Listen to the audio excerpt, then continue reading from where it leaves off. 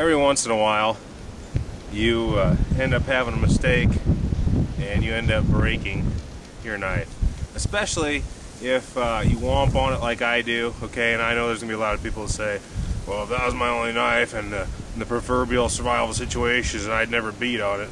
Well, that's great, because I'm not really in survival situations a lot. I enjoy using my knives. Every once in a while I break one. But just for the record, I did not break this one. A friend of mine who goes by the initials Israel Turley broke this. We were out at a meet and we were throwing knives and axes and hatchets and all kinds of silly stuff, and it broke. Okay, it's an $11 knife. Big deal. So it broke. So anyway, it can happen, especially like I said, the way we womp on stuff or the way I womp on stuff. So I'm going to use this and I'm going to rehandle this out here in the field.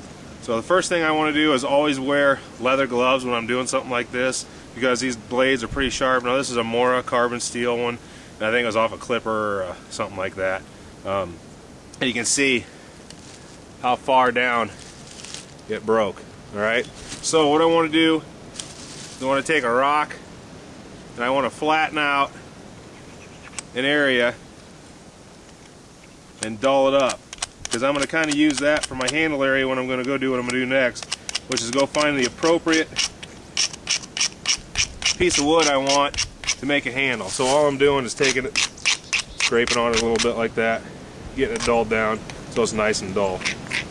Alright, I want to go approximately, you know, halfway to a third of the length of that baby, just so I got something to hang on to, and then I'll use it to baton with. I went and broke this stick right here. You can see there's a broken in there. So all I'm going to use to do this is this, and what I'm looking for is there's a downed mulberry over here. This is where I broke this off of, and I'm going to go cut a green piece off of it, because I prefer using green wood to do something like this. Now heads up, I'm going to cut a piece of green wood. It is on my property. It's my tree. So basically, I'm going to do what I want with it. Mulberry is an invasive species. It's a great firewood. It has some other uses too, but really it's not like a cash crop tree or anything like that. So it's kind of a trash tree, but it's still a very useful tree. But anyway, it's my property. I'll do what I want. All right. So I'm going to go over here to this mulberry tree. I think I'll use this one right here. So what I'm going to do is put the blade on it like that. Slowly tap my way through it. There we go. Just like that. Then I'm going to take it, find a fairly straight piece that's about as wide as this blade, and then baton that down.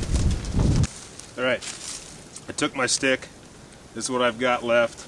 I think I'm going to take and get these. I broke it off by hand. What I'm going to do is, I got the rest of this split piece here. We can kind of knock these little knots off, because those will be uncomfortable. I'm leaving it long right now, just because it's going to be more easier to work with. Now once again, I got gloves on when I'm doing this. I'm being sure I'm holding on to my area that was dull. Not putting a whole lot of pressure on it, because I don't want to slip and cut my glove or cut myself. So now we're going to try and maybe get this end evened up a little bit. Doesn't really matter, I guess. Now I want to about measure my blade that I want my handle size to be about right there. So I'm going to take it once again. There's that baby.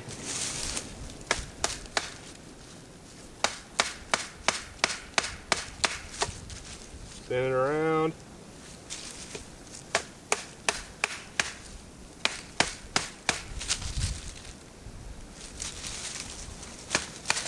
There we go. You got that. Even that up so the bark doesn't split too much. I want to look at my handle. It's got a little bit of a curve to it. That's okay. I want to kind of see how it's going to fit. It's going to go about that deep. maybe even a little deeper. And what I want to do is now split that, and not all the way through.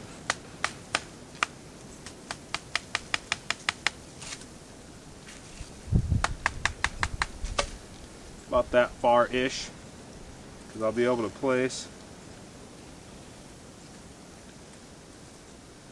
my knife blade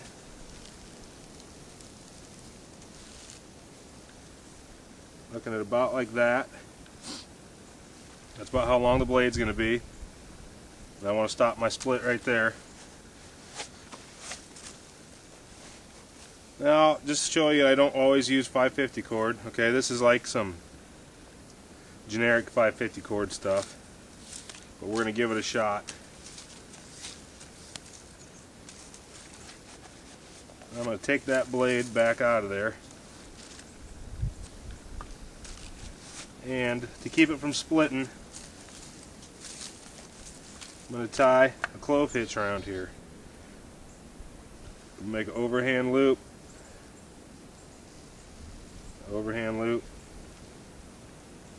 and then go over the top of one another.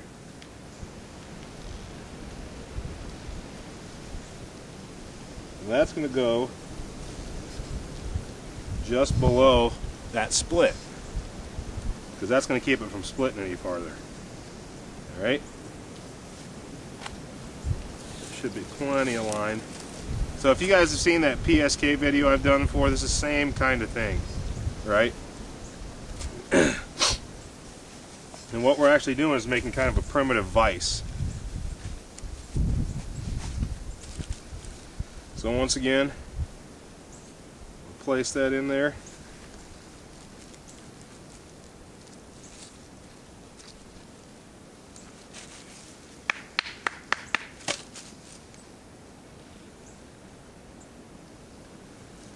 Get it placed in there just how I want it.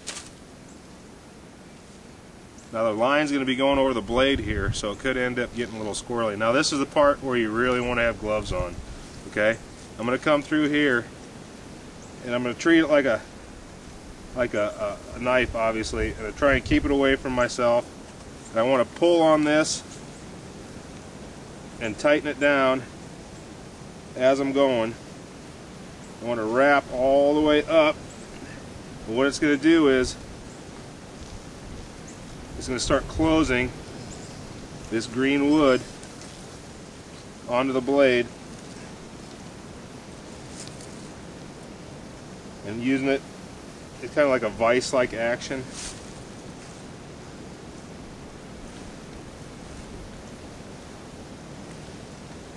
And hopefully we'll be able to do a little testing with it.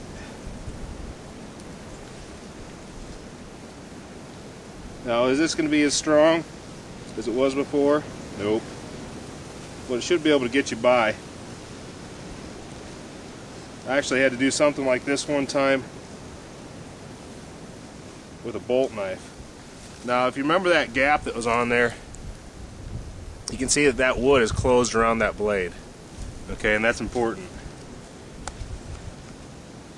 Now, it's tightened it there, and I'm just going to come back down around the whole handle with the extra cord that I have.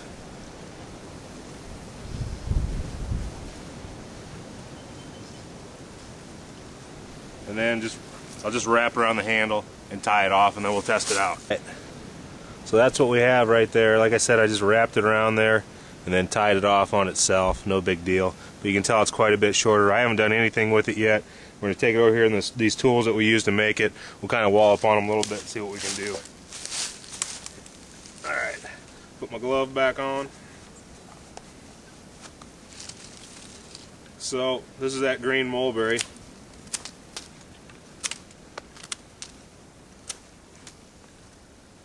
Mulberry is pretty tough stuff.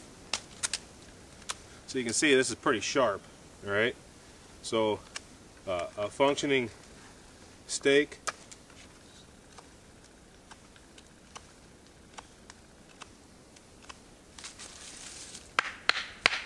you bet. Alright, so let's see.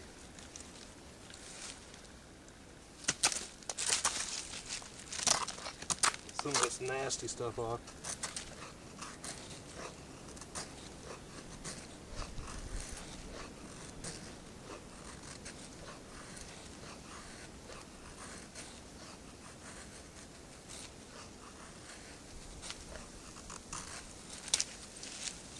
able to make feather sticks, shavings.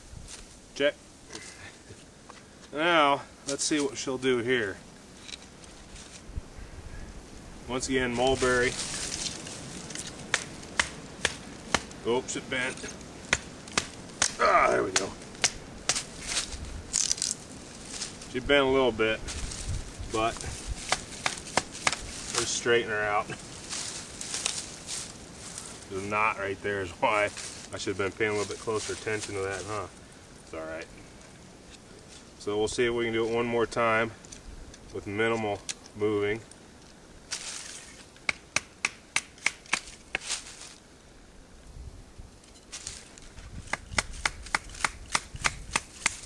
Alright. You can see it works. It's bent a little bit now. It's alright, as we can still use it